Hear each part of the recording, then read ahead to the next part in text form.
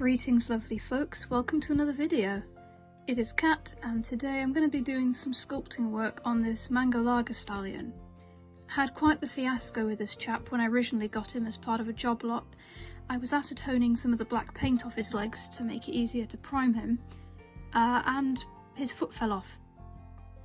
I can only assume it must have broken off in the past and his previous owner stuck it back on with some kind of tacky glue, and my acetone obviously melted it so it came off. I mean, I'm glad that happened before I actually went ahead and customised him. That would have been tragic.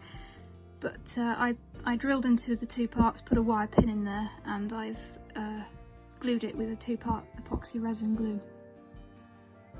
And what I'm going to do now is I'm going to sculpt some feather onto his legs to hide the join, but also to give his leg back some stability. And you can see where it's been joined, it doesn't quite entirely match up, and I can wobble the joint a little bit, so I'm going to use epoxy sculpt to hopefully stabilise that joint and get rid of any risk of it ever falling off again. Epoxy sculpt is a 2-part modelling compound that is self-hardening. I mixed 2 equal parts until it formed a solid colour. I mainly sculpt using my fingers and a silicone sculpting tool. I recommend wearing gloves to use epoxy. I often don't, because I find it easier to smooth and shape the clay with my bare fingers, but some people can have skin reactions from epoxy clay. I switched to gloves later in this video since I'm mainly using my silicone tool for this project, so I don't see any reason to get the clay all over my fingers. I also use water and a wet brush to smooth my finished work. I began by sculpting some hair over his front hoof, before pausing to block in some support struts down the backs of his legs for the long moving hair later. These are important as they provide a strong structural base and give me a visual reference for the layout of his feather. I allowed these to cure before continuing.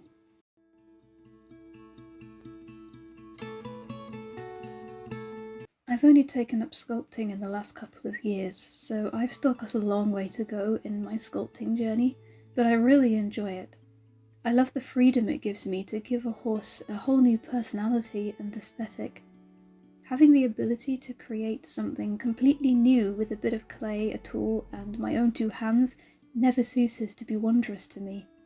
Art is a never-ending adventure, and I'm so excited to be on it. I'm using a reference photo on Pinterest of a trotting cob horse to get an idea of how the feather falls in motion. I can't stress enough how important reference images are to an equine artist, whether that be for coat colours, hooves, or moving hair. I have an extensive board of reference images on Pinterest and I use it all the time.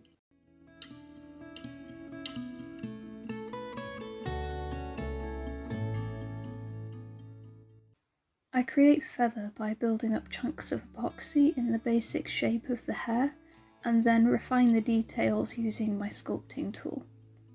I keep my tool and the clay wet so that it creates smooth impressions. Epoxy can and will stick to literally anything, so keeping it wet prevents it from sticking to the tool and gloves while I sculpt. I work in small areas, allowing sections to cure fully overnight between layers to avoid squishing my previous work.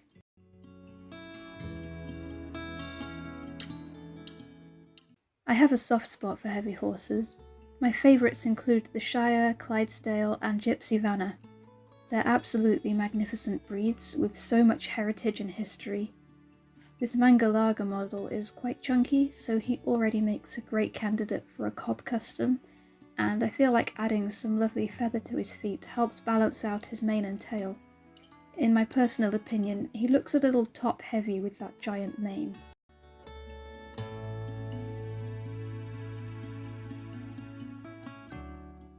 I make sure to pay attention to the direction the hair is being tossed in. Creating realistic movement in the feather can really take the liveliness in a model to another level. This model is really picking his feet up, and I want to emphasize the forward motion with my sculpting. I'm going to finish sculpting the other sides off camera, but I'll be showing the finished version in next week's video, where I'll be sanding and priming this model ready for a new coat, and I'll be posting pictures on Instagram. I may also be doing some extra sculpting on his mane. If you'd like to see more work in progress shots and reels of my customs and projects, follow me on Instagram. I post updates on my story most days and also advertise finished pieces there, so feel free to check it out. The link is in my channel description.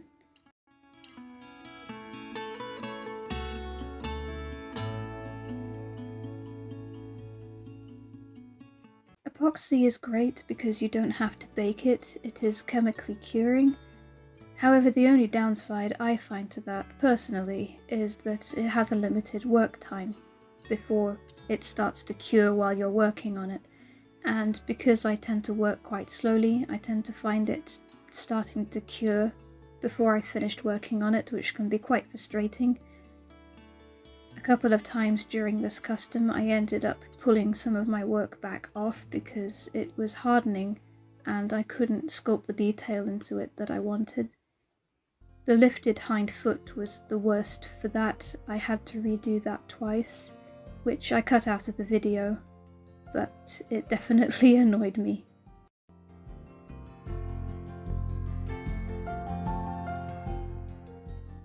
Finding a good angle to put the details into this hind leg was also a challenge because the tail kept getting in my way.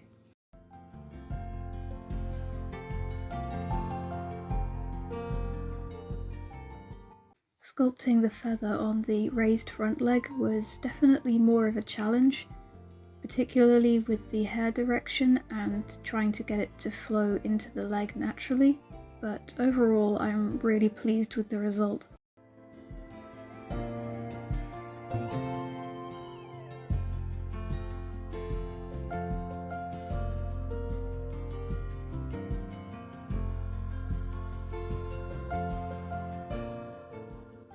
Sculpting this bit was utterly infuriating to begin with because my silicone tool kept slipping on the wet clay in every direction except the one I wanted it to go in.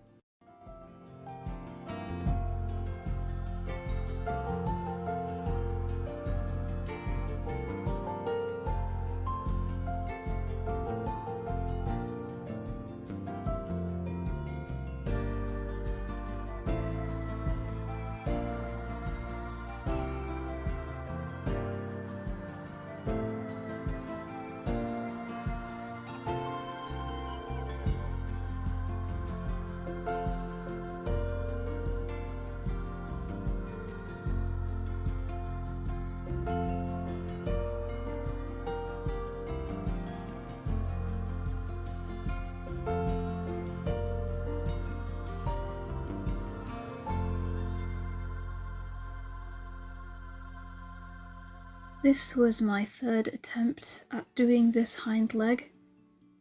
As I mentioned earlier, I had already taken off 2 prior attempts that failed due to the clay becoming unworkable while I was using it. This hind leg in general was more of a challenge than the others. Trying to get the hair to flow in the direction that I wanted was harder than it looks in the video, and it frustrated me a lot during the process of trying to sculpt it. I'm very happy with the results that I did end up getting, but the getting there was definitely interesting.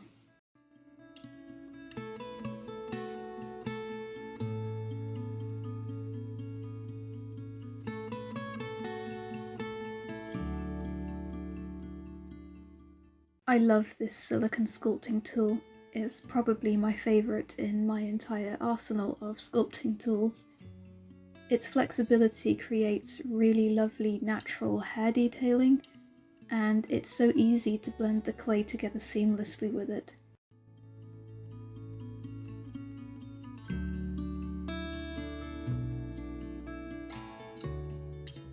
This stallion is probably going to feature quite a bit on my channel and Instagram in the upcoming weeks. He's one of my favourite customs so far, and he doesn't even have his paint on yet. I'm absolutely loving the process of sculpting him, and seeing him slowly come to life and develop a new character as I work on him. The Zorse stallion that I did a video on a couple of weeks ago will also be featuring on the channel again very soon, with an updated video on how his process is coming along.